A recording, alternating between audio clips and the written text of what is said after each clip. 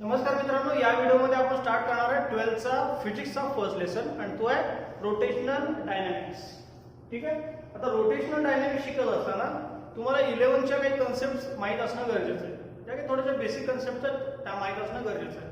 जर त्या माहीत नसतील तर पुढच्या कन्सेप्ट तुम्हाला एवढ्या व्यवस्थित समजणार नाही. ठीक आहे. त्यामुळे मी असा एक ट्राय करतो की 11च्या ज्या काही बेसिक कन्सेप्ट्स आहेत त्या आधी तुम्हाला समजून सांगाव्या आणि त्यानंतर जे आपले मेन आर्टिकल्स आहेत ते आपण समजून घ्यायला पाहिजे. ठीक आहे. ओके. आता मी फर्स्ट जे आर्टिकल स्टार्ट करतो ते आहे मोशन. आता मोशन ॲक्च्युली 9चं आर्टिकल आहे. मी तिथून स्टार्ट करतोय. तर मोशन म्हणजे काय आपण एकदम बेसिक पासून समजून घ्या. कुठलेही डेफिनेशन बाय हार्ट करण्यावर थोडंसं जास्त फोकस करू नका, त्याचे मिनिंग समजून घ्या. मोशन म्हणजे काय? If any object changes its position from one place to another place with respect to surrounding and time is called motion. आता मी म्हणजे काय याचं मिनिंग सांगतो तुम्हाला की मोशनचं मिनिंग काय. एखादा ऑब्जेक्ट आहे, सपोज मी हे घेतलं, हे ऑब्जेक्ट कुठं होतं? इथं होतं. ठीक आहे. यानं काय केलं? पोझिशन चेंज केली. Object changes its position with respect to its surrounding and time is called motion. म्हणजे या ऑब्जेक्टने याची पोझिशन चेंज केली विथ रिस्पेक्ट टू काय? Surrounding and time. आता याच्यामध्ये मोशन समजते का बघा? कुठल्याही ऑब्जेक्ट जर त्याची पोझिशन चेंज करत असेल, मी काय सांगतो समजते का बघा? कुठलंही ऑब्जेक्ट त्याची पोझिशन जर चेंज करत असेल with respect to surrounding and with respect to time, then this term is called motion. Clear आहे? आता या डेफिनेशन मध्ये बघा दोन वर्ड इम्पॉर्टंट आहेत. आता कुठले दोन वर्ड इम्पॉर्टंट आहेत? एक आहे सराउंडिंग आणि एक आहे टाइम. आता काय इम्पॉर्टंट आहे? आता टाइम तर तुम्हाला माहिती आहे, जर टाइम चेंज नाही झाला तर मोशन पण होणार नाही. समजतंय? टाइम मध्ये जसं चेंज होईल तसं तसं आपले मोशन पण चेंज होत जाईल. टाइम मध्ये जर कोणाला काही प्रॉब्लेम नसेल. आता सराउंडिंग मोशनवर काय इफेक्ट करतो? ठीक आहे. तर सपोज आपण एखाद्या सायकलवर चाललोय किंवा एखाद्या बाईकवर चाललोय, आपण पुढे चाललोय आपल्याला कसं समजतं? ज्यावेळेस आजूबाजूच्या गोष्टी मागे जात असतील त्यावेळेस आपल्याला समजतं की आपण पुढे चाललोय. समजतं का बघा? आपण ज्यावेळेस सायकलवर चाललोय त्या साईडचे दुकानं असतील किंवा झाडं असतील किंवा काही असेल किंवा रस्ता असेल, तो मागे चाललाय, त्यावेळेस आपल्याला काय करणार की आपण पुढे जातोय. ठीक आहे. आता एक इमॅजिन करा कंडिशन की तुमच्याकडे सराउंडिंगच नाही, फक्त तुम्हीच आहे, तुमच्या आजूबाजूला काहीच नाही. ठीक आहे. रस्ता पण नाही. मग त्या केसमध्ये तुम्ही मोशनमध्ये समजणार की नाही समजणार? आता ही कंडिशन आयडियली जर समजून घ्यायची असेल तर कोणी एरोप्लेनने ट्रॅव्हल केला असेल तर त्या केसमध्ये तुम्हाला समजत असेल, ज्यावेळेस जे विमान आहे एकदम हाय स्कायमध्ये जातं त्यावेळेस आजूबाजूला तुम्हाला एन्व्हायरमेंट काहीच दिसत नाही. तुमच्याकडे रोड नाही, तुमच्याकडे झाड नाहीत, बिल्डिंग्स नाहीत, काहीच नाही तिथं. ठीक आहे.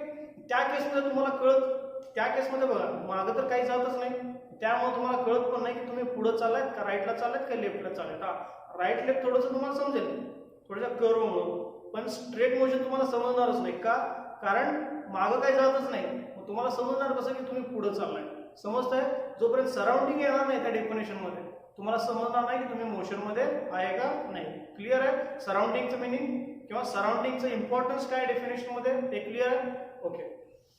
आता याची मोशन क्लिअर आहे सगळ्यांचं. आता सेकंड जी डेफिनेशन आहे आपली ती आहे सर्क्युलर मोशन. आता सर्क्युलर मोशन म्हणजे काय? Motion of a particle along a circular path. मी काय सांगितलं बघा तुम्हाला? एका ऑब्जेक्टनं त्याची पोझिशन चेंज केली from one place to another place. ठीक आहे. मोशन कशी चेंज केली? From one place to another place. This is called motion. Actually ही मोशन म्हणजे एक पर्टिक्युलर टाईपची मोशन आहे. त्याला म्हणतो आपण रेक्टिलिनियर मोशन. समजतंय? रेक्टिलिनियर मोशन म्हणजे काय? Motion in a straight line. Clear आहे? आता ही जर मोशन अशी होत असेल तर याला म्हणणार आपण motion in a straight line or rectilinear motion. ठीक आहे. आता या ऑब्जेक्टला वाटलं की आपण असं नाही जायचं, मग आपण कसं जाणार? पण असं जाणार. ही पण पोझिशन चेंज व्हायला लागले बघा. ऑब्जेक्टनं स्वतःची पोझिशन काय केली? चेंज केली, पण आता एका सर्क्युलर पाथ मध्ये चेंज केली. मग ही जी मोशन आहे ही एक दुसरी पर्टिक्युलर टाईपची मोशन आहे, त्याला म्हणतो आपण सर्क्युलर मोशन. आता डेफिनेशन काय सर्क्युलर मोशनची? Motion of a particle along circular path. एखादा ऑब्जेक्ट त्याची पोझिशन सर्क्युलर पाथ मध्ये चेंज करत असेल त्याला म्हणणार आपण सर्क्युलर मोशन. आणि ही जर मोशन अशी चेंज केली एका स्ट्रेट लाईन मध्ये तर त्याला काय म्हणणार आपण? Rectilinear motion. हीच मोशन जर सर्क्युलर पाथ मध्ये चेंज केलं तर त्याला काय म्हणणार आपण सर्क्युलर मोशन. ठीक आहे. सर्क्युलर मोशनचं एखादं example motion of a moon around अर्थ. बघा या केसमध्ये हा जो मून आहे त्याची पोझिशन चेंज करतो. बघा मून काय करतो त्याची पोझिशन चेंज करतो. ठीक आहे. त्यामुळे ही जी मोशन आहे याला काय म्हणणार आपण सर्क्युलर मोशन. कुणाचे मोशन याच्या मोशनला मूनच्या मोशनला काय म्हणणार आपण सर्क्युलर मोशन. तर नेक्स्ट एक डेफिनेशन आहे सर्क्युलर मोशन क्लिअर झालं सगळ्यांचं. ओके. नेक्स्ट एक मोशन आहे रोटेशनल मोशन. या दोन डेफिनेशन मध्ये थोडंसं कन्फ्युजन होण्याची पॉसिबिलिटी आहे पण ते कन्फ्युजन मी एकदम क्लिअर करतो. यावर मी बरंच वर्क केलं. ठीक आहे. रोटेशनल मोशन काय आहे motion of a body in which all it's particles moves in a circular motion. एखाद्या बॉडीचे सगळे पार्टिकल तर एका सर्क्युलर मोशन मध्ये मूव्ह होत असते. ठीक आहे. With common angular velocity. एका कॉमन अँग्युलर वेलोसिटीनं आणि एका फिक्स्ड पॉइंटच्या अराउंड जर चेंज होत असेल तर त्याला काय म्हणणार आपण रोटेशनल मोशन. परत बघा दोन डेफिनेशन सेम असेल. सर्क्युलर मोशनला काय सांगितलं होतं आपण पार्टिकल त्याची पोझिशन कशी चेंज करणार आहे एका सर्क्युलर पाथ मध्ये. ठीक आहे. रोटेशनल मोशन मध्ये पार्टिकल त्याची पोझिशन चेंज कशी करणार आहे परत एका सर्क्युलर पाथ मध्ये. ठीक आहे. आता रोटेशनल मोशन आणि सर्क्युलर मोशन याच्यामध्ये काय चेंज आहे. सर्क्युलर मोशन मध्ये पण पार्टिकल कसा चेंज होत होता किंवा त्याची मोशन कशी चेंज होत होती सर्क्युलर पाथ मध्ये. ठीक आहे. आणि रोटेशनल मोशन मध्ये त्याच्यामध्ये पण एका सर्क्युलर पाथ मध्ये. आता दोघांमध्ये काय डिफरन्स आहे. ठीक आहे. याच्यामध्ये बऱ्याच वेळा कन्फ्युजन होतं त्यामुळे मी तुम्हाला एक दोघांमधला डिफरन्स लिहून सांगतो. पहिल्यांदा रोटेशनल मोशनचं एखादं एक्झाम्पल बघा motion of earth around its own axis. ठीक आहे. ओके. हे आपण डिस्कस करूया याच्यामध्ये. आता मी एक स्पेशल आर्टिकल घेतो तुमच्या सिलेबसमध्ये बुकमध्ये नाही पण दोघांमध्ये तुम्हाला कन्फ्युजन होऊ नये म्हणून मी घेतले difference between circular and rotational motion. Circular motion काय असतं सर्क्युलर मोशन मध्ये axis of rotation is outside the body. Axis of rotation म्हणजे काय ऍक्सिस ऑफ रोटेशन म्हणजे एक असा ऍक्सिस ज्याच्या अराउंड मोशन होते. ठीक आहे. ज्याच्या अकॉर्डिंग मोशन होते. सर्क्युलर मोशन मध्ये axis of rotation is outside the body and rotational motion मध्ये axis of rotation is fixed and inside the body. याचा मीनिंग काय सांगतो सर्क्युलर मोशनचं एक्झाम्पल बघा. सर्क्युलर मोशन मध्ये काय होतं motion of a moon around a earth. हा मून होता आणि हा काय होत होता अर्थच्या अराउंड मूव्ह होत होता. त्या केसमध्ये बघा ही बॉडी आहे ह्याची मोशन चेक करतो आपण. आता तो ऍक्सिस ऑफ रोटेशन आहे म्हणजे कुणाच्या भोवती हा फिरायला लागलाय अर्थच्या भोवती फिरायला लागलाय. बरोबर. मग ह्या बॉडीच्या आतमध्ये ऍक्सिस आहे का बाहेरमध्ये ऍक्सिस आहे. ऍक्सिस कोण आहे इथं हा ऍक्सिस आहे कारण ह्याच्या भोवती फिरायला लागला ना त्यामुळे ऍक्सिस कोण आहे हा अर्थ आहे. मला सांगा हा जो अर्थ आहे हा मूनच्या आतमध्ये आहे का मूनच्या बाहेर आहे. मूनच्या बाहेरच आहे ना. मून इथं आहे अर्थ इथं आहे. बघा ज्या वेळेस ऍक्सिस ऑफ रोटेशन बॉडीच्या बाहेर असणार आहे त्यावेळेस त्याला काय म्हणणार आपण सर्क्युलर मोशन. ठीक आहे. तर मग रोटेशनल मोशन काय तर एक बेस्ट एक्झाम्पल देतो तुम्हाला रोटेशनल मोशनचं. हा पेन आहे. पेन दिसतं बघा सगळ्यांना. हा पेन बघा ह्या पेनला जर मी मूव्ह करत असेल परत एकदा सर्क्युलर पाथ मध्ये त्याची मोशन होते. ठीक आहे. पण ही रोटेशनल मोशन आहे. आता का रोटेशनल मोशन आहे आता इथं दोन टर्म्स कन्सिडर करा. ह्या पेन मध्ये जे रिफिल आहे रिफिल दिसते पेनच्या आतमध्ये. ठीक आहे. हा पेनच्या आतमध्ये जे रिफिल आहे तो ऍक्सिस ऑफ रोटेशन आहे. तर काय ऍक्सिस ऑफ रोटेशन आहे कारण त्याच्या भोवती हा पेनचा जो आउटर लेअर आहे तो फिरतोय. बरोबर. मग आता मला सांगा हा पेन जो ज्या ऍक्सिसच्या अराउंड फिरतोय किंवा ज्या ऍक्सिसच्या अराउंड मोशन करतोय तो ऍक्सिस या बॉडीच्या आतमध्ये आहे का बॉडीच्या बाहेर आहे. आतमध्ये. रिफिल पेनच्या आतमध्ये आहे ना म्हणजे हा जो ऍक्सिस आहे बॉडीच्या कुठं आहे आतमध्ये. त्यामुळं ही जी मोशन आहे त्याला काय म्हणणार आपण रोटेशनल मोशन. डिफरन्स लक्षात होतं बघा सर्क्युलर मोशन आणि रोटेशनल मोशन मध्ये. सर्क्युलर मोशन मध्ये ऍक्सिस ऑफ रोटेशन बॉडीच्या बाहेर असणार आहे आणि रोटेशनल मोशन मध्ये जो ऍक्सिस ऑफ रोटेशन असणार आहे तो बॉडीच्या आतमध्ये असणार आहे आणि तो फिक्स असणार आहे. क्लिअर आहे. फिजिक्सचा जर एखादा रेफरन्स बुक तुम्ही यूज केला असेल कुठले रेफरन्स बुक जर यूज केला असेल तर त्यामध्ये तुम्हाला असं बघायला मिळेल की त्यामध्ये कायनेटिक्स कायनेमॅटिक्स डायनॅमिक्स थर्मोडायनॅमिक्स असे बऱ्याच टाईपचे सेक्शन्स केलेले. तर ते सेक्शन्स आपल्या रिलेटेड काय तर त्या सेक्शनचे मिनिंग काय मी तर फक्त तुम्हाला दोन जे सेक्शन्स आहेत त्याचे मिनिंग सांगतोय. सध्या आपण या लेसन मध्ये बघणार डायनॅमिक्स आणि याच्या आधी आपण 11th मध्ये पूर्ण शिकलो कायनेमॅटिक्स. तर कायनेमॅटिक्स आणि डायनॅमिक्स मध्ये काय रिलेशन आहे, काय चेंज असतो. कायनेमॅटिक्स म्हणजे study of motion without knowing the reason of motion. म्हणजे काय बघा, कायनेमॅटिक्स मध्ये काय काय शिकलो आपण, डिस्प्लेसमेंट, डिस्टन्स, व्हेलॉसिटी, ऍक्सेलरेशन शिकलो बरोबर. त्याच्यामध्ये काय होतं, डायरेक्शन मध्ये मोशन होतं बरोबर. पण आपण असा कधी विचार केला नाही की ही मोशन का झाली असेल, त्याचा आपण कधी स्टडी केला नव्हता किंवा रिझन आपण या रिझनचा कधी स्टडी केला नाही.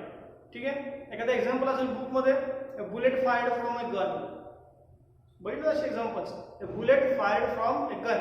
आपण स्टार्ट कुठून केला स्टडीचा, बुलेट ज्या गन मधून ज्या वेळेस निघाली त्यावेळेस ती कुठं कोलाइड झाली किंवा त्याचं डायरेक्शन काय असेल, त्याची व्हेलॉसिटी काय असेल, त्याचा स्टडी केला आपण याच्या पाठीमागचा कधी स्टडी केलाय का, की बुलेट जेव्हा इथून निघाली त्यावेळेस बुलेट इथून फायर कशी झाली, कुठला फोर्स अप्लाय झाला असेल, याचा कधी स्टडी केला का आपण, नाही केला. म्हणजे जी मोशन होती त्या फक्त मोशनचा स्टडी केला, त्या मोशनचा रिझनचा स्टडी केला का आपण, नाही केला. हे जे केलं आपण त्याला म्हणतो आपण कायनेमॅटिक्स. म्हणजे काय, स्टडी ऑफ मोशन, मोशनचा स्टडी केला पण त्याच्या रिझनचा स्टडी नाही केला. Study of motion without knowing a reason is called kinematics. Dynamics मध्ये आपल्याला मोशनचा स्टडी करायचं आहे, पण ही जी मोशन झाली त्या मोशनचं रिझन काय होतं याचा पण आपल्याला स्टडी करायचं आहे. बुलेट जर गन मधून फायर झाली असेल तर तिथं कुठले कुठले फोर्स अप्लाय झाले याचा आपल्याला स्टडी करायचं आहे. म्हणजेच काय, डायनॅमिक्स, कायनेमॅटिक्स, डायनॅमिक्स. क्लिअर आहे, ओके. नेक्स्ट आहे centre of mass. Centre of mass ही डेफिनेशन सांगण्या अगोदर तुम्हाला मी एक ऍक्टिव्हिटी दाखवतो. हे आपण लहानपणी बऱ्याच जणांनी केलं असेल, दिसतं सगळ्यांना. ठीक आहे, तर काय केलं आपण लहानपणी, सपोज मी इथं असं एखादा बोट ठेवला आणि मला ही जे स्केल आहे बॅलन्स करायचं आहे, मी जर सोडून दिलं बॅलन्स होईल का, नाही होत. सपोज हे हा जो फोर्स मी ऍक्च्युली काय करतो, फोर्स लावतो. ठीक आहे, मी जर इथं फोर्स लावला तर हे बॅलन्स होईल का, नाही होणार. इथं लावलं तर नाही, किंवा एका पर्टिक्युलर पॉईंटला नाही लावणार किंवा नाही बॅलन्स होणार. ठीक आहे, तेच बघा, हा जो फोर्स आहे हा फोर्स जर मी असं इथं अप्लाय केला, बघा काय झाले, बॅलन्स झालं. ठीक आहे, आता एक का बॅलन्स झालं आपल्याला बघायचं आहे. ही जी कन्सेप्ट आहे त्याला म्हणायचं सेंटर ऑफ मास. तर centre of mass exactly concept काय, त्या बॉडीचं आणि ही जी पूर्ण बॉडी आहे ह्या पूर्ण बॉडीचं जे मास आहे त्या एका पॉइंटला कॉन्सन्ट्रेट झालं, तो पॉइंट म्हणजे सेंटर ऑफ मास. समजतंय, त्या पूर्ण बॉडीचं मास फक्त या एका पॉइंटला कॉन्सन्ट्रेट झालं आणि एका पॉइंटला कॉन्सन्ट्रेट झाल्यामुळं हा इथं फोर्स आल्यावर काय होतं, बॅलन्स होतं. त्यामुळे आपण ह्या पॉइंटला काय म्हणणार आहे, सेंटर ऑफ मास. ठीक आहे, आता डेफिनेशन बघा, centre of mass of a system of particles is that point. Centre of mass काय, is that point where complete mass of the body can be considered as concentrated force applied. ठीक आहे, म्हणजे सगळं मास जर एका पॉइंटला concentrate झाला असेल तर त्या पॉइंटला आपण काय म्हणणार आहे, सेंटर ऑफ मास. ठीक आहे, आता अजून एक क्वेश्चन आहे याच्यामध्ये की आपल्याला इथं किती फोर्स अप्लाय करावा लागेल की ही जी बॉडी काय होईल, स्टेबल होईल. ठीक आहे, आता सपोज इथे एक पॉइंट होता, इथे एक पॉइंट आहे, इथे एक पॉइंट आहे, 3 पॉइंट झाले, इथे एक पॉइंट होता, इथे एक पॉइंट, किती झाले टोटल 5 पॉइंट झाले. ठीक आहे, आता इथं मी याच्यावर सांगतो तुम्हाला, M1, M2, M3, M4 आणि M5 हे 5 पॉइंट होते. ऍक्च्युअली इन्फायनाइट पॉइंट्स असतात बॉडीमध्ये, आपण 5 कन्सिडर करतो. हे 5 पॉइंटला एक पर्टिक्युलर फोर्स अप्लाय केलेलं होतं, बरोबर ना. आता बघा, ही मला तर इथं मला फोर्स अप्लाय करायचा नाही, तरी पण काय करायचं, मला स्टेबल करायचं या बॉडीला. मला काय करावं लागेल, याचे 5 डिफरंट पॉइंट्स आहेत, इथं हे 2, या प्रत्येक ठिकाणी मला काय करावं लागेल, फोर्स अप्लाय करावं लागेल.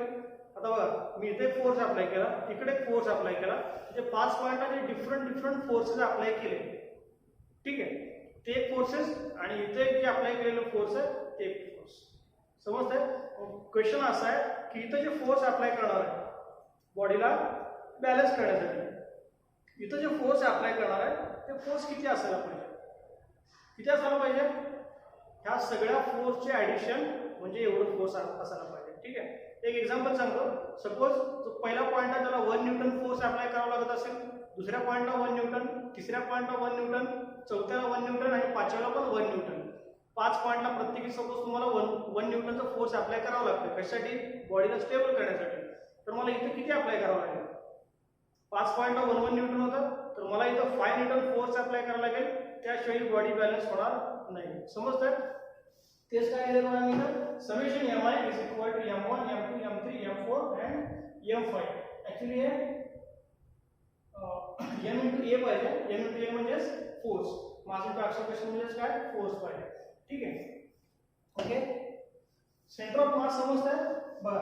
ह्या सगळ्या पॉइंटचं सेंटर ऑफ मास मी इथं दाखवलं. म्हणजे पूर्ण बॉडीचं मास एका पॉइंटला जर कॉन्सन्ट्रेट होत असेल तर त्या पॉइंटला आपण काय म्हणणार आहे सेंटर ऑफ मास. समजतंय.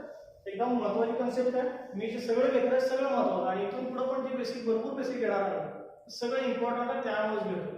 ठीक आहे. तुम्ही जेई करणार असाल किंवा सीईटी देणार असाल किंवा नीट देणार असाल प्रत्येक टर्म साठी मी जे जे सांगतो इथं ते भरपूर इम्पॉर्टंट आहे. मी भरपूर स्टडी केला याचा. नोट तयार करण्यासाठी एक एक सेंटेन्स इम्पॉर्टंट आहे. एक सेंटेन्स सोडू नका. ठीक आहे. पण नेक्स्ट जी कन्सेप्ट आहे ते स्यूडो फोर्स.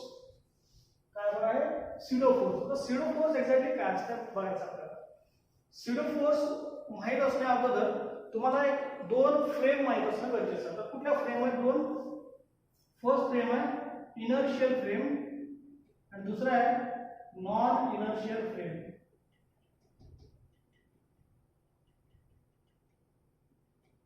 आता ह्या दोघांमध्ये डिफरन्स आहे इनर्शियल फ्रेम आणि non inertial frame. Inertial frame म्हणजे एक अशी फ्रेम आहे ज्याच्यामध्ये ऍक्सेलरेशन 0 असतं. समजतंय. सपोज मी बाईक चालवतोय आणि मी सपोज स्टार्ट केलंय 60च्या स्पीडला. मी बाईक चालवायला स्टार्ट केलं 60च्या स्पीडला आणि 2 किलोमीटर मी कंटिन्युअसली 60च्या स्पीडनं जर बाईक चालवत गेलो तर ऍक्सेलरेशन किती असेल 0. ती जी केस असेल त्याला म्हणणार आपण इनर्शियल फ्रेम ऑफ रेफरन्स. मग इनर्शियल फ्रेम ऑफ रेफरन्स मध्ये ऍक्सेलरेशन किती असणार 0. Non inertial frame of reference मध्ये acceleration non zero. Non zero म्हणजे काय त्याच्यामध्ये ऍक्सेलरेशन काहीतरी आहे. त्याला आपण असं पण म्हणू शकतो की हे नॉन ऍक्सेलरेटेड मोशन किंवा नॉन ऍक्सेलरेटेड फ्रेम आहे आणि हे काय ऍक्सेलरेटेड फ्रेम. हे समजतं inertial non accelerated. Non inertial is accelerated frame. मग जर तुम्हाला स्यूडो फोर्स पाहिजे असेल तर ती frame of reference non inertial किंवा ऍक्सेलरेटेडच पाहिजे. त्याशिवाय तुम्हाला स्यूडो फोर्स बघायला मिळणार नाही किंवा तुम्ही स्यूडो फोर्स फील करू शकणार नाही. ठीक आहे. ओके. आता बघतो आपण स्यूडो फोर्स. आता स्यूडो फोर्स एक्झॅक्टली काय असतं एक एक्झाम्पल देतो. सपोज हा एक पर्सन आहे. हा ड्राईव्ह करत चाललाय. ठीक आहे. आधी 0 स्पीड होता त्यानंतर तो काय करतो हळूहळू थोडंसं स्पीड वाढवत नेतो. काय बोलता या केसमध्ये जनरली आपण सगळे एकदा 4 व्हीलर मध्ये बसला असाल किंवा बस मध्ये जर बसलो असेल आपण जर स्पीड अचानक इन्क्रीज झाला अचानक स्पीड वाढली तर काय होईल आपण असं मागे ढकललं जातो. बरोबर. समजतं का मी काय सांगतो. हा जर पुढे जात असेल या डायरेक्शनला आणि कंटिन्युअसली स्पीड जर वाढवत असेल. ठीक आहे. हा जर कंटिन्युअसली स्पीड वाढवत असेल तर इथे ऍक्सेलरेशन तयार होईल आणि ऍक्सेलरेशनची डायरेक्शन काय असेल इकडे असेल का स्पीड वाढतोय ना ऍक्सेलरेशनची डायरेक्शन काय असेल या असेल इकडं. बरोबर. आणि त्या केसमध्ये आपल्याला प्रत्येक केसमध्ये ह्याला असं वाटेल की याला मागं कोणतं ढकलतं म्हणजे हा जी सीट आहे त्या सीटला असं घट्ट चिटकून बसेल. ठीक आहे. आता हे का वाटतं किंवा त्याला असं का वाटतंय की याला कोणतरी मागं पुश करतंय तर त्या केसमध्ये एक फोर्स अप्लाय होतं आणि ते फोर्स असतं स्यूडो फोर्स. समजतं. स्यूडो फोर्स म्हणजे काय जर अचानक स्पीड इन्क्रीज झाला तर आपल्याला काय वाटेल आपण मागं ढकललं जातो. ते कोण असतं स्यूडो फोर्स. किंवा दुसरी केस आपण 100च्या स्पीड मध्ये गाडी चालवतो. ठीक आहे. आणि अचानक जर ब्रेक्स अप्लाय झाले. मी काय सांगतो अचानक जर ब्रेक्स त्याने काय केलं अचानक ब्रेक अप्लाय केले तर त्या केसमध्ये काय होईल स्पीड कमी होईल. त्या केसमध्ये जे ऍक्सेलरेशन काय होईल निगेटिव्ह ऍक्सेलरेशन. म्हणजे ऍक्सेलरेशन कुठं होईल इकडं. बरोबर. आणि ज्यावेळेस आपण ब्रेक दाबतो त्यावेळेस काय होतं बघा कधी बघितलंय ज्यावेळेस एखादा अचानक ब्रेक दाबला तर आपण असं पुढे ढकललं जातो. बरोबर. आपल्याला बऱ्याच वेळेस बसमध्ये बसलं असं लागलं पण असेल इकडं ऍक्सेलरेशन काय होईल इकडं. बरोबर. आणि तुम्ही पुढे ढकललं जाणार या साईडला. म्हणजेच काय पुन्हा म्हणून झालं ते झालं स्यूडो फोर्स. समजतंय स्यूडो फोर्स. आता स्यूडो फोर्सची डायरेक्शन आहे ऑलवेज मी काय सांगतोय एकदम इम्पॉर्टंट स्टेटमेंट आहे. स्यूडो फोर्सची डायरेक्शन ऑलवेज ऍक्सेलरेशनच्या अगेन्स्ट असते. जिकडे ऍक्सेलरेशन असेल त्याच्या अगेन्स्ट काय मिळेल तुम्हाला स्यूडो फोर्स. समजतंय. ओके. स्यूडो फोर्सची डायरेक्शन बघा प्रिव्हियस मध्ये काय होतं ऍक्सेलरेशन इकडे होतं, स्यूडो फोर्स कुठे म्हणाला इकडे. आता बघा ऍक्सेलरेशन इकडे, स्यूडो फोर्स कुठे दिसेल तुम्हाला या केसमध्ये. आता अजून एक एक्झाम्पल देतो तुम्हाला ऍक्सेलरेटरचं. ऍक्सेलरेटर म्हणजे लिफ्ट. ठीक आहे, लिफ्ट मध्ये बघा लिफ्ट ज्यावेळेस वर चाललेली असते. आता जर लिफ्ट वर जाते त्या केसमध्ये आपल्याला असं वाटतं की आपल्याला खाली डाऊनवर्ड कोणतं ढकलतं. कधी एक्सपिरियन्स केलं तर केलं नसेल एक्सपिरियन्स, नेक्स्ट टाइम ज्यावेळेस लिफ्टमध्ये जाल त्यावेळेस थोडंसं काळजीपूर्वक बघा. ज्यावेळेस लिफ्ट वर जाते आपल्याला असं वाटतं की आपल्याला खाली कोणतं ढकलतं. पण ते कोण ढकलतं आपल्याला, ते ढकलतं स्यूडो फोर्स. हे काय आहे, स्यूडो फोर्स. ठीक आहे, किंवा लिफ्ट ज्यावेळेस खाली यायला लागेल म्हणजे ऍक्सेलरेशन कुठं असेल, खाली असेल, त्यावेळेस आपल्याला असं वाटेल की आपल्याला वर कोणतरी ओढायला लागेल. ते कोण असेल, स्यूडो फोर्स. समजतंय? Pseudo force always acts against the direction of acceleration. ऍक्सेलरेशनच्या अपोजिट डायरेक्शनला तुम्हाला काय मिळणार आहे, स्यूडो फोर्स. क्लिअर आहे? Pseudo force. आता स्यूडो फोर्सचे डायरेक्शन तर समजले तुम्हाला. स्यूडो फोर्सची डायरेक्शन काय असेल, ऑलवेज अपोजिट टू ऍक्सेलरेशन. मग त्याचा फॉर्म्युला काय असेल. आता ऍक्च्युली फोर्सचा फॉर्म्युला काय असतो, फोर्सचा फॉर्म्युला असतो मास इंटू ऍक्सेलरेशन. मग स्यूडो फोर्स काय आहे, फोर्सच आहे. मग त्यामधला फॉर्म्युला काय असेल, मास इंटू ऍक्सेलरेशन. पण मी तर काय घेतलंय, मायनस. मायनस काय घेतला असेल, मायनस म्हणजे काय, मायनस काय इंडिकेट करतं, मायनस इंडिकेट करतं डायरेक्शन. क्लिअर आहे? आता हे काय असणार आहे, ऍक्सेलरेशनच्या अपोजिट असणार आहे. फोर्स ऑलवेज ऍक्सेलरेशनच्या अपोजिट. त्यामुळे काय होणार, मायनस ma. फोर्स कुठलाही असू द्या, कुठलाही फोर्स अप्लाय होऊ द्या, फॉर्म्युला सेम आहे, मास इनटू ऍक्सेलरेशन. क्लिअर आहे? Pseudo force. नेक्स्ट आर्टिकल आहे आपला some basic concept in circular motion. ठीक आहे, आता या सर्क्युलर मोशन मध्ये काही बेसिक कन्सेप्ट आहेत ते आपल्याला माहित असणं गरजेचं आहे. तर ती पहिली कन्सेप्ट आहे अँग्युलर डिस्प्लेसमेंट. हा वर्ड तुम्ही बऱ्याच वेळा ऐकला असेल. तर अँग्युलर डिस्प्लेसमेंट म्हणजे काय आपण बोलूया. ठीक आहे, सपोज इथे एक पार्टिकल आहे. ठीक आहे, आणि हा पार्टिकल काय करतो, त्याची पोझिशन चेंज करतो. या पार्टिकलने त्याची पोझिशन चेंज केली इथून इथपर्यंत. ठीक आहे, मग आता हे जे डिस्टन्स कव्हर केलं त्या पार्टिकलने इथून या प्लेस पर्यंत जे डिस्टन्स कव्हर केलं, ठीक आहे, डिस्प्लेसमेंट नाही, काय कव्हर केलं, डिस्टन्स कव्हर केलं. जर तुम्हाला डिस्टन्स आणि डिस्प्लेसमेंट ह्यातला जर डिफरन्स माहित नसेल तर मला सांगा, तुम्हाला तुमच्यासाठी एक स्पेशल व्हिडिओ बनवतो मी डिस्टन्स आणि डिस्प्लेसमेंटसाठी. ठीक आहे, डिस्टन्स, डिस्प्लेसमेंट, स्पीड, व्हेलॉसिटी यातला तुम्हाला डिफरन्स माहित पाहिजे. त्यानंतर तुम्हाला जे बेसिक कन्सेप्ट माहित पाहिजे ज्या मी याच्यामध्ये कव्हर नाही करत आहे, त्यात ऍक्सेलरेशन रिलेटेड 3 टाईपचे ऍक्सेलरेशन आहेत. एक पॉझिटिव्ह ऍक्सेलरेशन, एक निगेटिव्ह ऍक्सेलरेशन आणि एक झिरो ऍक्सेलरेशन. त्या कन्सेप्ट तुमच्या क्लिअर असणं गरजेचं आहे. तर तुम्हाला ह्याच्यामध्ये पण डाऊट असेल तर सांगा, तुमच्यासाठी एक स्पेशल व्हिडिओ बनवतो. डिस्टन्स, डिस्प्लेसमेंट, डिफरन्स, स्पीड आणि व्हेलॉसिटीमध्ये काय डिफरन्स असतो, त्यानंतर ऍक्सेलरेशनचे टाईप किती असतात, हे सगळं कव्हर करतो मी एका व्हिडिओमध्ये. जर तुमचं क्लिअर असेल तर व्हेरी गुड. ठीक आहे, ओके. आता इथं बघा अँग्युलर डिस्प्लेसमेंट मध्ये काय केलं आपण, एक पार्टिकल घेतला. तो पार्टिकल इथून त्या पार्टिकलने जर्नी स्टार्ट केली. त्या पॉईंट पासून सपोज हा ए पॉईंट आहे आणि हा बी पॉईंट आहे. आणि जर्नी स्टार्ट केली ए ला आणि तो कुठपर्यंत गेला, बी पर्यंत गेला. ठीक आहे, ओके. ए टू बी जर त्याने ट्रॅव्हलिंग केलं असेल तर हे जे डिस्टन्स ट्रॅव्हल केलं, कुठलं डिस्टन्स, एवढं डिस्टन्स जे ट्रॅव्हल केलं त्याला म्हणायचं हे काय आहे, लिनियर डिस्टन्स. ठीक आहे, और लिनियर डिस्प्लेसमेंट, हे लिनियर डिस्प्लेसमेंट आहे. ठीक आहे, आता हा जो अँगल आहे, हा अँगल काय डिनोट करतो बघा, की या पार्टिकलनं किती अँगल क्रिएट केला. बघा इथून स्टार्ट केला होता, इथं 8 केला. या पार्टिकलनं किती अँगल क्रिएट केला, तो जो क्रिएट केलेला अँगल आहे तो म्हणजे अँग्युलर डिस्प्लेसमेंट. समजतंय? ज्या वेळेस आता इथून पुढे जे अँग्युलर कन्सेप्ट येतील, अँग्युलर वर्ड आला की तुम्हाला समजायला पाहिजे की concept motion related, circular motion related आहे. ठीक आहे, ओके. अँग्युलर डिस्प्लेसमेंटचा फॉर्म्युला आहे linear displacement divided by radius. Angular displacement आहे theta, linear method. Linear displacement आहे थोडंसं उलट झालं, लिनियर डिस्प्लेसमेंट आहे इथं काय लिहिलं, लिनियर डिस्प्लेसमेंट यस, आणि रेडियस, रेडियस किती आहे आर. ठीक आहे, और s is equal to r. Class 11 मध्ये मॅथमॅटिक्स मध्ये आपण मॅथमॅटिक्स पेपर नंबर 1 मध्ये जो फर्स्ट लेसन आहे त्याच्यामध्ये बघितलं होतं arc. S is equal to r theta. This S is equal to r theta. त्यामुळे त्याच्यावरून जर 4 रिलेशन वरून डायरेक्ट केलं तरी पण चालेल. ठीक आहे, किंवा तुम्हाला हा फॉर्म्युला यूज करायचा असेल तरी पण चालेल. angular displacement is equal to linear displacement divided by radius, or linear displacement is equal to radius into angular displacement. ठीक आहे.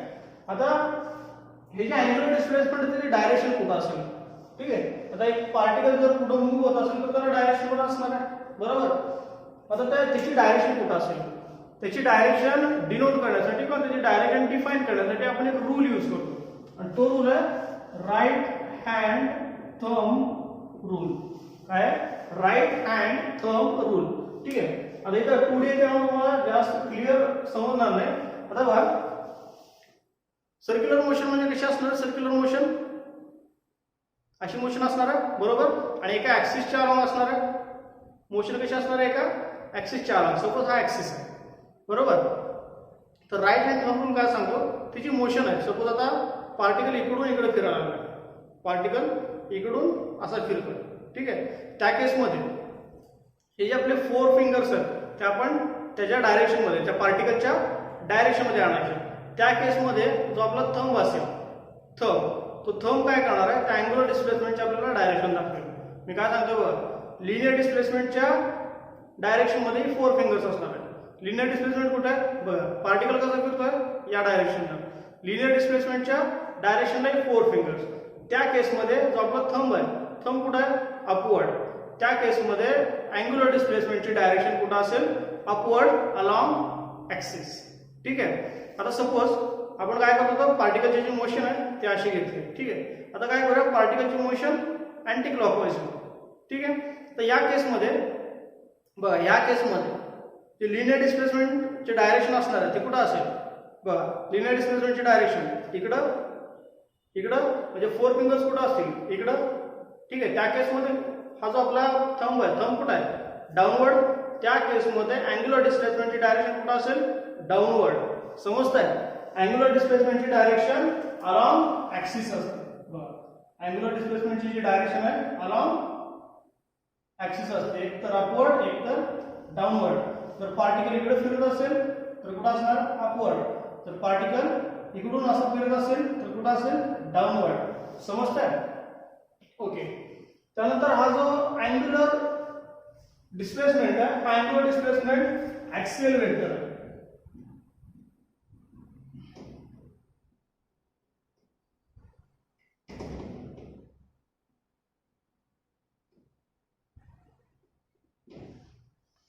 ओके, काय सांगितलं, अँग्युलर डिस्प्लेसमेंट ऍक्सियल वेक्टर आहे. आता हे ऍक्सियल वेक्टर काय असतं, जर क्लास 11th मध्ये परत क्लास 11th वर जातो आपण, कारण क्लास 11th मध्ये बरंच बेसिक झाले आपल्याला. क्लास 11th मध्ये आपण वेक्टरचे टाइप्स बघितले. वेक्टरचे किती टाइप्स आहेत, तर वेक्टरचे मेनली 2 टाइप्स आहेत. टाइप्स ऑफ वेक्टर, वेक्टरचे 2 टाइप. फर्स्ट आहे पोलर आणि सेकंड आहे ऍक्सियल. पोलर वेक्टर आणि ऍक्सियल वेक्टर. आता थोडंसं अजून बेसिक मध्ये जाऊया आपण की पोलर वेक्टर म्हणजे काय आणि ऍक्सियल वेक्टर म्हणजे काय. कारण हे जोपर्यंत समजणार नाही तोपर्यंत तुम्हाला समजणार नाही की एक्झॅक्टली दोघांमध्ये डिफरन्स काय, ठीक आहे. आता बघा, सपोज आपण काय केलं, याच्यावर एक फोर्स अप्लाय केला, ठीक आहे. आता या केसमध्ये आपल्याला आता फोर्स जर अप्लाय केला असेल तर फोर्स काय वेक्टर क्वांटिटी आहे. त्या केसमध्ये आपल्याला हे माहिती आहे की याचं स्टार्टिंग पॉईंट कुठं आहे आणि याचा पॉईंट ऑफ ऍप्लिकेशन कुठे आहे. आता पॉईंट ऑफ ऍप्लिकेशन म्हणजे काय, सपोज मला ह्याला पुश करायचं आहे, त्या केसमध्ये मी असं पुश करणार आहे, ठीक आहे. त्यावेळेस मी जे फोर्स अप्लाय केलं ते पूर्ण याच्या सरफेसवर नाही अप्लाय केलं. कुठं अप्लाय केलं, फोर्स मी फक्त एका पॉईंटला अप्लाय केलं, म्हणून मला काय म्हणणार पॉईंट ऑफ ऍप्लिकेशन. समजतंय, फोर्स फक्त एका पॉईंटला अप्लाय केलं त्यामुळे मी याला म्हणणार पॉईंट ऑफ ऍप्लिकेशन. बरं, आता हा काय स्टार्टिंग पॉईंट, वेक्टरचा स्टार्टिंग पॉईंट, आणि हा काय पॉईंट ऑफ ऍप्लिकेशन. ज्या वेक्टरमध्ये तुम्हाला हे दोन्ही माहिती आहे, स्टार्टिंग पॉईंट आणि पॉईंट ऑफ ऍप्लिकेशन, हे दोन्ही माहिती आहे, त्या वेक्टरला म्हणतो आपण पोलर वेक्टर. क्लिअर आहे, पोलर वेक्टर. आता विसरायचं नाही थोडं. त्यानंतर axial vector. Axial vector generally circular मोशनच्या रिलेटेड आहे. ऍक्सियल वेक्टर म्हणजे काय, जर एखादी मोशन त्या ऍक्सिसच्या रिलेटेड असेल किंवा मोशन ऍक्सिसवर डिपेंड असेल तर त्याला काय म्हणणार आपण, ऍक्सियल वेक्टर. थोडं कन्फ्युज होत आहे, थोडं अजून सिम्प्लिफाय करतो मी. आता बघा, हा जो अँग्युलर डिस्प्लेसमेंट आहे अँग्युलर डिस्प्लेसमेंटची डायरेक्शन आहे ती याच्यावर डिपेंड आहे, ह्या ऍक्सिसवर डिपेंड आहे. ठीक आहे. आता ऍक्सिसवर कशी डिपेंड आहे त्याचं एक एक्झाम्पल सांगतो तुम्हाला मी. सपोज फॅन आहे. ठीक आहे. हा फॅन असा आहे. सपोज हा फॅनचा ऍक्सिस आहे. फॅनच्या वर एक रॉड असतो बघितलं तुम्ही. आपण कन्सिडर करू की तो एक ऍक्सिस आहे. ठीक आहे. आता बघा त्या केसमध्ये फॅन कसा फिरणार आहे बघा. फॅन असा फिरणार आहे बरोबर. कन्सिडर करा असं फिरत असेल किंवा असं फिरत असेल. आपण कन्सिडर करू की फॅन कसा फिरतो असा फिरतोय. ठीक आहे. पण मी हा जो ऍक्सिस आहे किंवा त्या फॅनच्या वर जो रॉड आहे तो जर मी असा अपवर्ड शिफ्ट केला तर काय होईल बघा.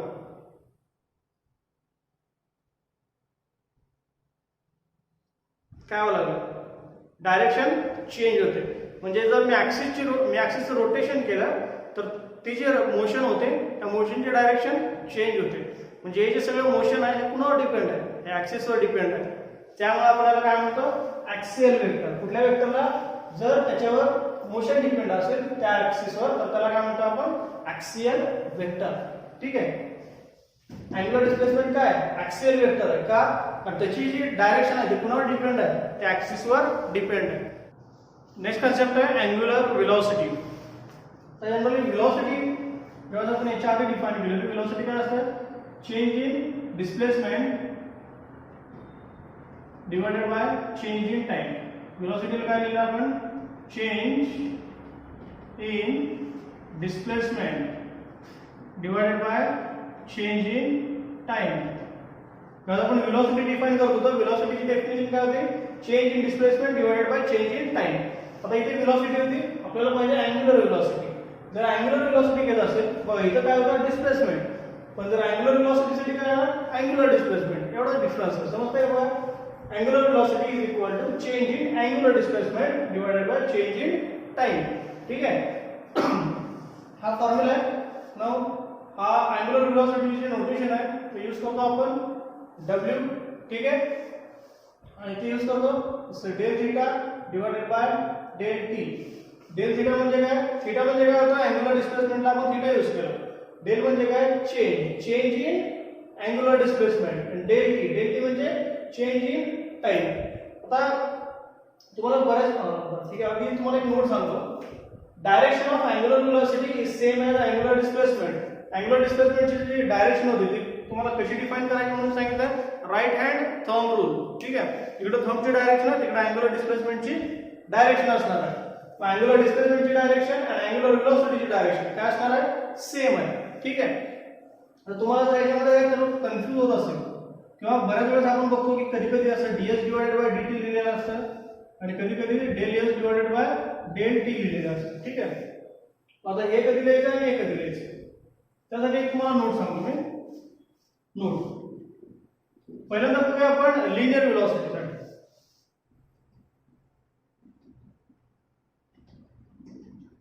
लिनियर व्हेलॉसिटीला आपण लिहितो v is equal to or v average is equal to del s divided by del t.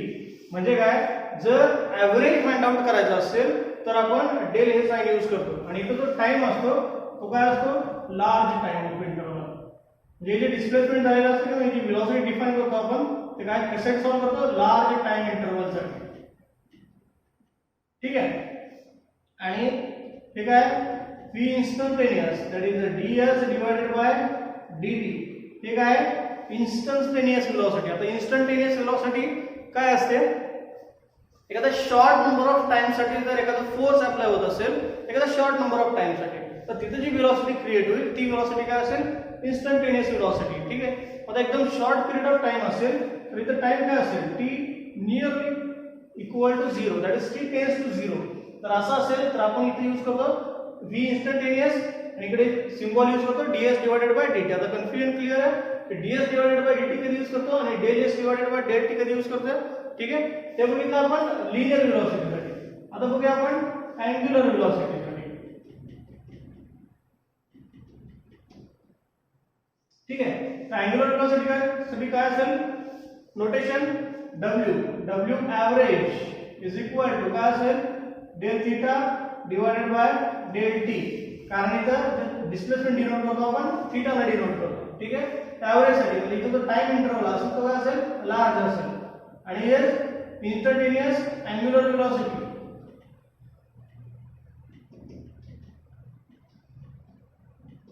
Instantaneous angular व्हेलॉसिटीसाठी इथं पण मी INS इंस्टंटेनियस अँग्युलर व्हेलॉसिटीसाठी काय असेल d theta divided by dt.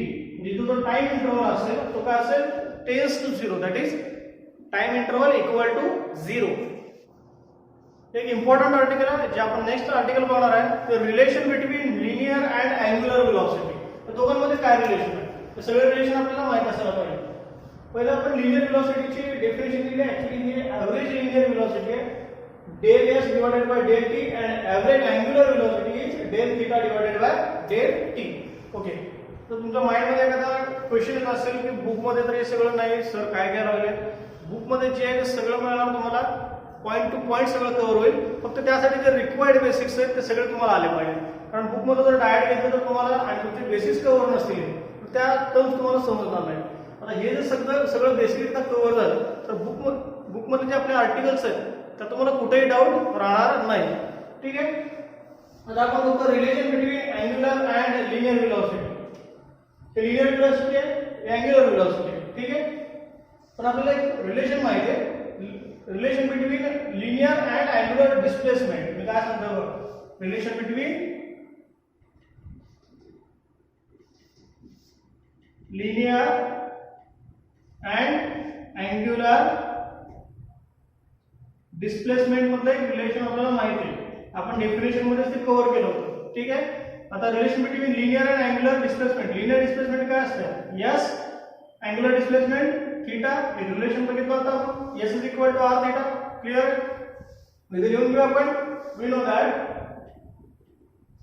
s is equal to r theta. पाहिजे लिहून घ्या की relation between linear and angular displacement is equal to that is s is equal to r theta. ठीक है. ते थोडंसं सिम्प्लिफाय करतो मी. Theta is equal to s divided by r. आता इकडे आपल्याकडे ही जी इक्वेशन आहे मिळालं तर इक्वेशन नंबर 1. ठीक आहे.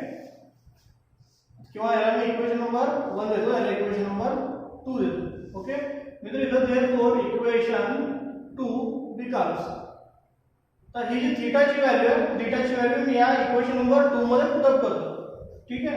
Now w is equal to del theta. Theta की value s divided by r divided by this del t as it is. काय केलं बघा del theta होतं. थीटा की वैल्यू काय आपने s divided by r put up केले divided by काय del t आहे. del t लिहून घेतला as it is. Okay. Now आता इथं जो del s लिहितो आणि 1 by r ने बाहेर गेलो. ठीक आहे. पण 1 by r काय कॉन्स्टंट आहे. आता डेरिव्हेटिव्ह एवढा तर तुम्हाला झाला असेल की ज्यावेळेस आपण डेरिव्हेटिव्ह सॉल्व करतो त्यावेळेस जो कॉन्स्टंट आहे तो आपण आउटसाइड घेतो. ठीक आहे. किंवा असं लक्षात ठेवा की डेल म्हणजे काय चेंज आहे. आर मध्ये जर चेंज काय पॉसिबल नाही तर आर मध्ये का पॉसिबल नाही चेंज ह्याच्यावर थोडा विचार करा. तर नाही समजलं तर मला कमेंट बॉक्स मध्ये सांगा अदरवाइज मेसेज करा आणि तुम्हाला समजायला पाहिजे की आर मध्ये चेंज का नाही होणार. ओके. एकदम सिंपल टर्म. तर डेल इंटू एस काय होणार del s divided by del t. ठीक आहे. Therefore 1 divided by r del s divided by del t. Del s divided by del t is equal to काय v है. इधर लिखा अपन since from equation 1 therefore this v divided by r is equal to omega or w. ठीक है. इतना तुम्हें असं लिखू शकता otherwise और एक फेमस इक्वेशन है v is equal to r omega. v is equal to r omega. ठीक आहे. आता जर मला वेक्टर फॉर्म मध्ये लिहायचं असेल इथं बरं ते रिलेशन संपलं दोघांमधलं relation between linear and angular velocity मधलं रिलेशन संपलं. तर मला याचा वेक्टर फॉर्म लिहायचा असेल तर मी कसं लिहिणार. आता जे क्वेश्चन क्रिएट होतील तुमचं सीईटी असू दे किंवा जेई असू दे किंवा नीट असू दे तिथे जे क्वेश्चन क्रिएट होतील ते डेप्थ लेवलला क्रिएट होतील. अशा डेप्थ लेवलला तर काय क्रिएट होईल तुम्हाला सपोज असं दिलंय की v bar is equal to r into w bar. हे करेक्ट आहे की नाही सांगा. विचार करायचा त्याच्यावर. हा काय वेक्टर फॉर्म आहे हे टोटली रॉंग आहे. तर का रॉंग आहे तर व्ही बार म्हणजे तुम्हाला आता परत एकदा पहिल्यापासून सांगतो मी इथं. ठीक आहे. थोडीशी इंटरेस्टिंग कन्सेप्ट आहे इथं बघा व्ही बार म्हणजे कुठं होता सपोज पार्टिकल इथून फिरायला स्टार्ट केला आणि इथं पण फिरत गेला किती A टू B पर्यंत गेला पार्टिकल. ओके, लिनियर व्हेलॉसिटी कुठे असणार आहे? इथं असणार आहे S. आणि W ची डायरेक्शन कुठे असणार आहे? W ची डायरेक्शन इकडे असणार आहे, अपवर्ड. बरोबर. मग आता लिनियर व्हेलॉसिटी कुठे फिरते? लिनियर व्हेलॉसिटी डायरेक्शन इकडे आहे, अँग्युलर व्हेलॉसिटी डायरेक्शन कुठे आहे? इकडे आहे. दोन्ही सेम असेल का? नसणार आहे दोन्ही सेम. ठीक आहे. एक रिलेशन काय मिळेल आपल्याला की लिनियर व्हेलॉसिटी आणि अँग्युलर व्हेलॉसिटी एकमेकाला काय आहे? परपेंडिक्युलर आहे. ठीक आहे. आणि परपेंडिक्युलर लिहायचं आपल्याला in terms of vector form. लिहू शकतो आपण v bar is equal to r bar cross omega or r bar cross w bar. अशा डायरेक्शन टाकू शकतो. हे एक करेक्ट इक्वेशन आहे. तर तुम्हाला हे इक्वेशन, आता हे इक्वेशन आणि हे इक्वेशन मध्ये काय चेंज आहे? हे जे इक्वेशन आहे ते फक्त आणि फक्त सर्क्युलर मोशनशी रिलेटेड आहे. Only circular motion. थोडं डीप मध्ये घेऊन चालू तुम्हाला. हे इक्वेशन फक्त आणि फक्त सर्क्युलर मोशनशी रिलेटेड आहे. आता तुम्ही असं पण लिहू शकता की v perpendicular is equal to r omega. या दोघांचं मिनिंग एकच आहे. हे आणि हे दोन्ही स्टेटमेंटचं मिनिंग एकच आहे की r ओमेगाला v काय आहे? परपेंडिक्युलर. v म्हणजे काय? Linear velocity. इकडे लिनियर व्हेलॉसिटी असणार आहे आणि r आहे आणि हा काय आहे? ओमेगा आहे. दोघांना जो s आहे तो काय असेल? परपेंडिक्युलर असेल. समजतंय? ओके. म्हणजे हे जे इक्वेशन आहे किंवा हे जे रिलेशन आहे v is equal to r omega, हे कशासाठी ट्रू आहे? Only for circular motion. ठीक आहे. आणि हे जे दोन आहेत हे ऑलवेज ट्रू आहे. कधी पण कुठलीही मोशन असू दे त्यासाठी ट्रू आहे. ठीक आहे. तर तुम्हाला एक क्वेश्चन येत असेल की चालू सर्क्युलर मोशन आणि सर असं का सांगायला लागेल की हे कुठल्या पण मोशनची ते ट्रू होतं आणि हे फक्त सर्क्युलर मोशनशी रिलेटेड आहे. तर किंवा तुम्हाला असं पण एक डाऊट येत असेल की अँग्युलर डिस्प्लेसमेंट किंवा अँग्युलर व्हेलॉसिटी फक्त सर्क्युलर मोशनशी रिलेटेड आहे. बरोबर. तर मी आता तुम्हाला क्वेश्चन देतो आज, जर तुम्ही विचार करायचा आहे, त्याचा आन्सर जर नाही आलं तर मला सांगा, मी त्यावर एक सेपरेट व्हिडिओ बनवतो. ह्या एका क्वेश्चनवर एक सेपरेट व्हिडिओ बनवू शकतो. तर क्वेश्चन काय की अँग्युलर डिस्प्लेसमेंट किंवा अँग्युलर व्हेलॉसिटी ह्याच्यासाठी सर्क्युलर मोशन असायलाच पाहिजे अशी काही कंडिशन आहे का?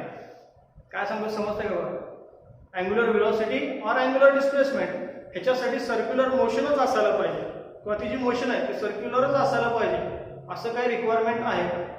आणि दुसरा क्वेश्चन, जर लिनियर व्हेलॉसिटी मध्ये चेंज झाला, मी काय सांगतो बघा, जर लिनियर व्हेलॉसिटी मध्ये चेंज झाला तर अँग्युलर व्हेलॉसिटीवर त्याचा काय इफेक्ट होतो? अँग्युलर व्हेलॉसिटी चेंज होते का नाही होते? हे दोन क्वेश्चनचे आन्सर तुम्ही फाइंड करण्याचा ट्राय करायचा. कारण ह्या क्वेश्चनचे आन्सर ज्यावेळेस तुम्हाला मिळतील, जेव्हा तुम्ही रीडिंग कराल तेव्हा तुमचं नॉलेज भरपूर वाढेल. ओके. नेक्स्ट कन्सेप्ट आहे फ्रिक्वेन्सी. फ्रिक्वेन्सी म्हणजे काय की एका सेकंदामध्ये किती रिव्होल्यूशन्स होते? Number of revolutions in 1 second is called frequency. ठीक आहे. Number of revolutions, number of revolutions in 1 second is called frequency. कुठले?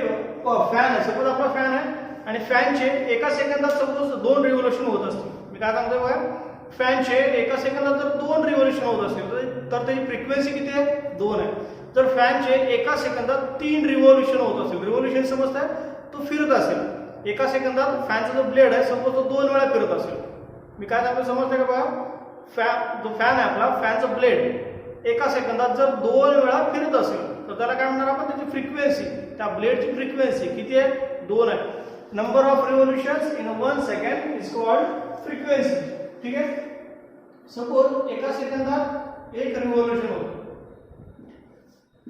1 second 1 revolution, then frequency is equal to 1.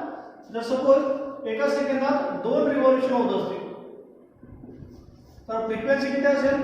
2 असेल. ठीक आहे. फ्रिक्वेन्सी म्हणजे काय? In short number of revolutions, एका सेकंदामध्ये किती रिव्होल्यूशन्स कंप्लीट होतात.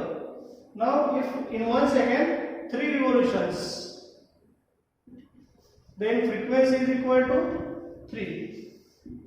If in 1 second n revolutions, then frequency is equal to n. Frequency clear आहे? एका सेकंदात किती रिव्होल्यूशन्स क्रिएट होते त्याला काय म्हणणार आपण? फ्रिक्वेन्सी. ओके. तर जे नेक्स्ट आर्टिकल आहे आपलं, relation between angular displacement and frequency. ठीक आहे. आता रिलेशन बिटवीन अँग्युलर डिस्प्लेसमेंट आणि फ्रिक्वेन्सी काय असतं? फ्रिक्वेन्सी म्हणजे काय सांगितलं आपण की एका सेकंदामध्ये किती रिव्होल्यूशन्स होते. सपोज असं कन्सिडर केलं आपण की एका सेकंदामध्ये एकच रिव्होल्यूशन झालं, ठीक आहे. आता एक रिव्होल्यूशन झालंय म्हणजे काय, पार्टिकल जर्नी इथून स्टार्ट केली होती, त्याने काय केलं, पूर्ण सर्कल कव्हर केलं, किंवा इथून स्टार्ट केलं असेल, इथून हे सर्कल कव्हर केलं. त्या केसमध्ये त्यानं किती अँगल क्रिएट केला, किती अँगल क्रिएट केला, सर्कलचा अँगल किती असतो 360 डिग्री, किंवा रॅडियन मध्ये 2 पाय, म्हणजे theta is equal to 2 pi into 1 revolution. Theta is equal to 2 pi into 1 revolution, म्हणजे theta is equal to 2 pi into 1 revolution मध्ये थीटा काय आहे, अँग्युलर डिस्प्लेसमेंट, आणि हे काय आहे, फ्रिक्वेन्सी. ठीक आहे. जर आता असं कन्सिडर करत असेल आपण की एका सेकंदामध्ये n रिव्होल्यूशन्स कंप्लीट झाले, त्या केसमध्ये 2 पाय इंटू काय असेल, n असेल. Therefore theta is equal to 2 pi n. हे काय आहे, हे रिलेशन आहे. कोणामध्ये रिलेशन आहे, हे रिलेशन आहे अँग्युलर डिस्प्लेसमेंट आणि फ्रिक्वेन्सी मध्ये. क्लिअर आहे. बेसिक मध्ये शेवटच्या दोन कन्सेप्ट आहेत. पहिली कन्सेप्ट आहे relation between angular velocity and frequency, and last concept आपल्या बेसिक मध्ये टाइम पिरियड. ठीक आहे. Relation between angular velocity and frequency. तर आपल्याला माहिती आहे angular velocity is equal to del theta divided by del t. Del theta म्हणजे काय, change in angular displacement. Change in angular displacement किती आहे, 2 pi n in terms of frequency. Okay. आता किती वेळ झाले, किती n रिव्होल्यूशन्स, किती वेळ झाले, एका सेकंदात. त्यामुळे टाइम चेंज किती असणार आहे, 1 second. Therefore 2 pi n divided by 1, that is 2 pi n. Angular velocity is equal to 2 pi n. Angular displacement किती आलं होतं, अगेन 2 pi n आलं होतं. ठीक आहे. आणि लास्ट कन्सेप्ट आहे ते म्हणजे टाइम पिरियड. टाइम पिरियड म्हणजे काय की एका रिव्होल्यूशन साठी किती टाइम रिक्वायर्ड आहे. ठीक आहे. जर एक पार्टिकल पूर्ण एक रिव्होल्यूशन कंप्लीट करत असेल तर त्या रिव्होल्यूशन साठी किती टाइम रिक्वायर्ड आहे त्याला आपण कन्सिडर करतो टाइम पिरियड. ठीक आहे. त्या टाइम पिरियड आणि फ्रिक्वेन्सी मध्ये एक रिलेशन आहे. t is equal to 1 by f. f ला आपण n न पण डिनोट करतो, फ्रिक्वेन्सीला f न पण डिनोट केलं जातं, n न पण डिनोट केलं जातं. Therefore t is equal to 1 by f is equal to 1 divided by n. आता आपल्याकडे ओमेगाचा फॉर्म्युला होता अँग्युलर डिस्प्लेसमेंटचा. काय formula, sorry angular वेलोसिटीचा 2 pi n. Angular velocity is equal to 2 pi n. पण हा जो n आहे n ला काय येईल बघा, 1 divided bye t. Therefore 2 pi as it is, and n is equal to 1 divided by t. Angular velocity is equal to 2 pi divided by t. हा सुद्धा एक फॉर्म्युला आपण यूज करू शकतो. ठीक आहे. आता रोटेशनल डायनामिक्स साठी जे काय बेसिक्स रिक्वायर्ड होतं ते सगळं कव्हर केलं आपण. आता इथून पुढे म्हणजे नेक्स्ट व्हिडिओ मध्ये आपण जे मेन आर्टिकल्स आहेत ते स्टार्ट करतो.